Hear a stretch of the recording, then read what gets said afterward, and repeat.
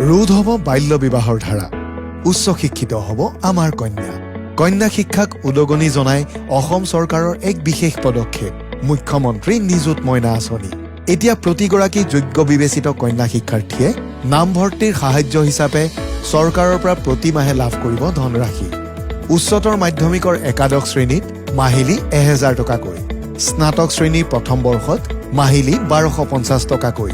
স্নাতকোত্তৰ শ্ৰেণী প্ৰথম বৰ্ষত মাহিলী 2500 টকাকৈ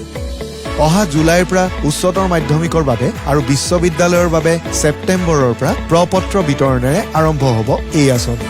আঁচনিৰ ধন লাভ কৰিব 11 অক্টোবৰ 2024ৰ পৰা পোনপটীয়া বেংক হস্তান্তৰ যোগে 2 লাখতকৈ অধিক ছাত্ৰী লাভান্বিত হ'বলগীয়া এই আঁচনিৰ উদ্দেশ্য হৈছে মেট্ৰিকৰ পাছত সামগ্ৰিক মুঠ নামভৰ্তিৰ অনুপাত বৃদ্ধি কৰা আৰু বাল্য বিবাহৰ সামাজিক অশুভ শক্তি দূৰ কৰাত সহায় কৰা